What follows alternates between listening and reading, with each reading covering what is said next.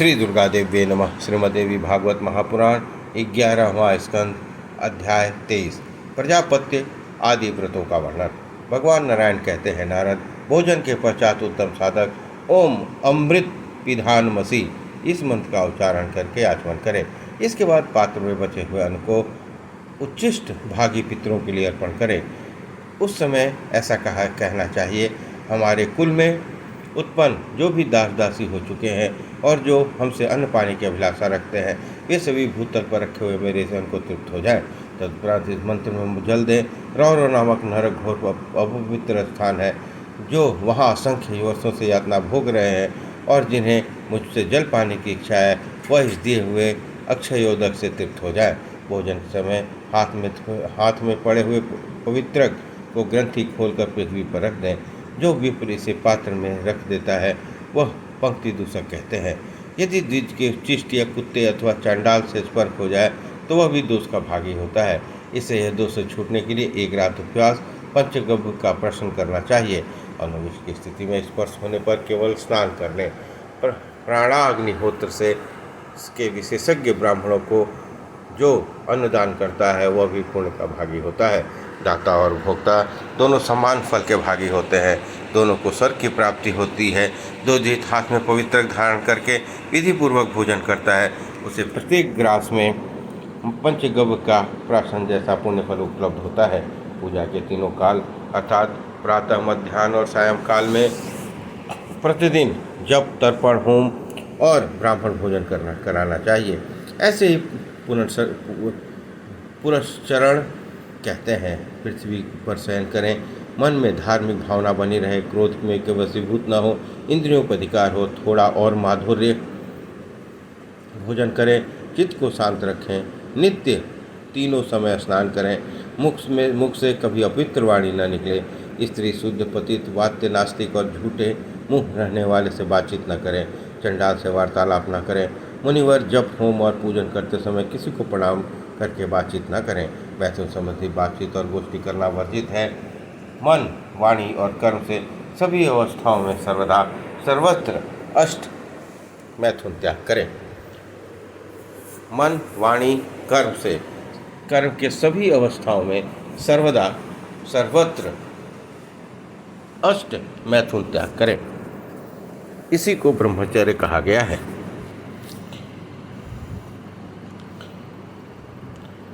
इसी को ब्रह्मचर्य कहते हैं। ब्राह्मण और गृहस्थ के लिए भी ब्रह्मचर्य की ऐसी बातें कही गई हैं कि वे अपनी ऋतु श्राता स्त्री के साथ विधि पूर्वक नियम पूर्वक संग करें। स्त्री पाणी गृहीता और सुवर्णा हो, ऋतु देखकर रात्रि के अवसर पर नियमित गमन करें। इससे ब्रह्मचर्य का नाश नहीं होता। तीनों ऋणों का मार्जन और पुत्रों का उत्पन्न किए बिना ही जो यज्ञों का अनुष्ठान करके संन्यास लेना चाहता है, वह नरक में गिरता है। बकरी के गले में स्तन की भांति उसके जन्म की श्रुति निष्फल होती है। विपेंद्र, इसलिए तीनों ऋणों से मुक्त होने का कार्य करना भी आवश्यक है। ये तीनों ऋण देवता, ऋषियों, पितृलोक के हैं। ब्रह्मचर्य और ऋषियों के तिलोदक दान से पितरों तथा यज्ञ से देवताओं का ऋण से पुरुष मुक्त हो जाता है। अपने अपने आश्रम में रहकर धर्म का आचरण करे। विद्वान पुरुष दूध, फल, शाक, हविष्य भोजन करे। इस प्रकार रहकर जप करे। कृच्छ, चंद्रायण आदि व्रत करने वाला पुरुष लवण, क्षार, अम्ल, गाजर, कांसी पात्र में भोजन, तांबूल भक्षण, दोनों समय का भोजन, दूषित वस्त्र धारण, उन्मत्त की भांति बातचीत तथा श्रुति स्मृति से विरुद्ध व्यवहार और रात्रि में वैदिक मंत्र का जाप न करे। जुआ, स्त्री, परापवाद में समय न व्यतीत करे। देवताओं के पूजन, स्तवन और शस्त्रलोक में अपना समय व्यतीत करे। पृथ्वी पर शयन करे। बीज ब्रह्मचर्य के नियमों का पालन करे और मौन रहे। प्रतिदिन तीनों समय स्नान करे। नीच कर्मों का परित्याग कर दे। पूजा, ध्यान, आनंद, स्तुति, कीर्तन ये नित्य उसके द्वारा होते रहे। नैमित्तिक पूजा करे। गुरु और देवताओं में विश्वास रखे। जपशील पुरुष के लिए परम सिद्धि प्रदान करने वाले ये 12 धर्म है। प्रतिदिन सूर्योपस्थान करके उनके सामने ही जप करें। निष्काम भाव से किए हुए संपूर्ण कार्य देवता के अर्पण करें। पुनर्चरण करने वाले पुरुष को इस प्रकार के नियमों का पालन करना आवश्यक है।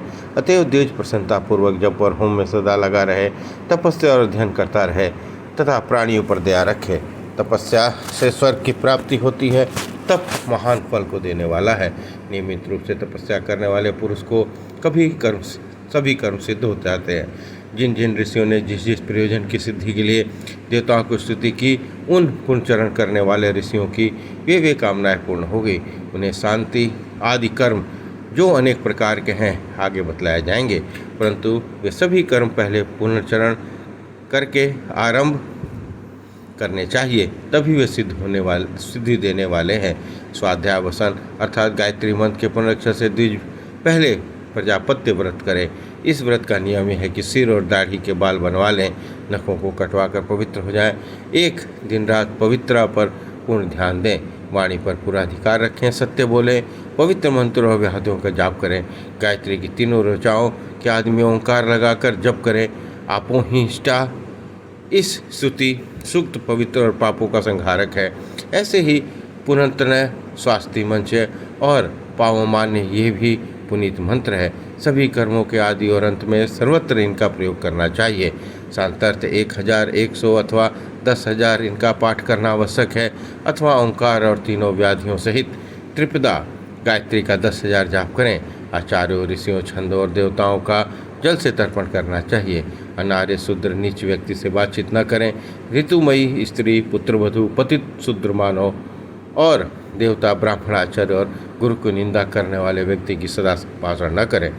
माता और पिता से द्वेष रखने वाले व्यक्तियों के साथ वार्तालाप न करें। किसी को अपमान न करें। संपूर्ण उच्छावृत्तियों से नियम है। मैं अनुपूर्वी इसका वर्णन कर चुका हूँ। अब प्रजापत्य, शांतपन, पराग, कृच्छ और चंद्रायण व्रत की विधि कही जाती है। इसके प्रभाव से पुरुष 5 प्रकार के पापों और संपूर्ण दुष्कर्मों से मुक्त हो जाते हैं। तृप्त कृच्छ व्रत करने से संपूर्ण पाप उसी क्षण से भस्म हो जाते हैं।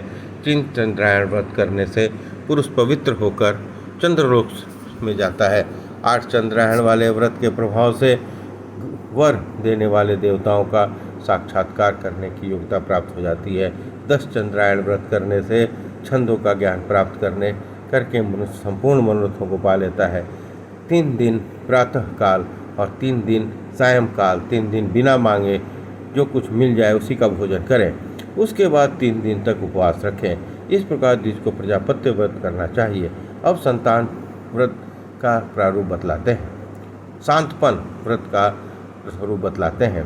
पहले दिन गोमूत्र, गोमय, गाय का दूध, घी और घृत, कुशोदक इनको एक में मिलाकर पी लें। दूसरे दिन उपवास रखें।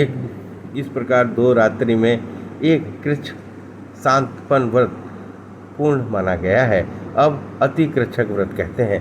3 दिनों तक एक ग्रास, 3 दिनों तक एक ग्रास, 3 दिनों तक 2 ग्रास और 3 दिन तक 3 ग्रास और 3 दिनों तक उपवास रखें। इसके बाद द्विज को अच्छीकृत व्रत करना चाहिए। कृच्छ शांतपन व्रत में जो नियम बतलाए गए हैं उन नियमों को तिगुने रूप से पालन किया जाए तो महान शांतपन व्रत कहते हैं। अब तृप्त कृच्छ व्रत बतलाते हैं। इस व्रत में द्विज को 3 दिनों तक क्रमशः जल, क्षीर, घृत, वायु पीकर रहे। जल गर्म होना चाहिए। एक समय स्नान करें। नियम पूर्वक केवल जल के आहार पर रहें। यह प्रजापत्य व्रत की विधि बतलाई गई है। मन को अधिकार में रखें। प्रमद की भांति आचरण न करें। 12 दिनों तक उपवास करें। इसी को पराग कृच्छ व्रत भी कहते हैं। इसमें संपूर्ण पापों का नाश करने की शक्ति है। यह अब चंद्रायण विधि बतलाते हैं। कृष्ण पक्ष में एक ग्रास कम करें। शुक्ल पक्ष में एक ग्रास बढ़ावें। अमावस्या तिथि को कुछ भी न खाएं। चंद्रायण व्रत में इस प्रकार की विधि का पालन करना चाहिए। इस व्रत में त्रिकाल सेवन करने का नियम है। विप्र प्रातःकाल स्नान करने के पश्चात अपना आहिक कृत्य करके मध्य काल में 4 ग्रास भोजन करें। रात में 4 ग्रास लें। इसको शिशु चंद्रायण कहते हैं। संयम पूर्वक रहकर दिनों में मध्यकाल में हविष्य के 8 ग्रास भोजन करें। यह यति चंद्रायण व्रत कहलाता है। रुद्र, आदित्य, वसुगण और मरुदगण एवं पृथ्वी आदि संपूर्ण कुशल देवता सदा इस व्रत का पालन करें। विधिपूर्वक किया हुआ यह व्रत 7 रात में शरीर के भीतर रहने वाली वक, अश्रिक, पिसित, अस्थि, मेद, मजा आदि धातुओं को पवित्र कर देता है। यह एक एक धातु 7 रात्रियों में पवित्र हो जाती हैं। इसमें कोई संचय नहीं है। इस व्रत के द्वारा पवित्र होकर सदा सत्कर्म का अनुष्ठान करता रहे। इस प्रकार शुद्ध किए हुए पुरुष के कर्म सिद्ध हो जाते हैं। इसमें संचय नहीं है।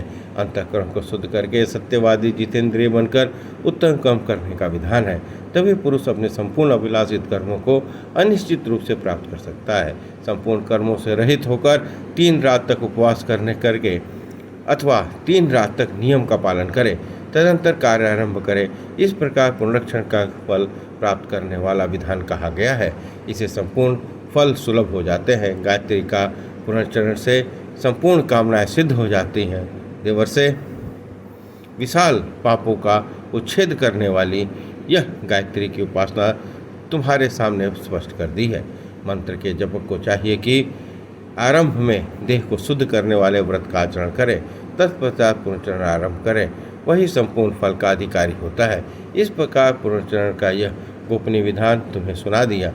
इसे किसी साधारण व्यक्ति के सामने नहीं कहना चाहिए, क्योंकि यह श्रुतियों का सार बतलाया गया है। इस प्रकार श्रीमद् देवी भागवत महापुराण 11वां स्कंध अध्याय 23 संपन्न हुआ। बोलिए दुर्गा महारानी की जय।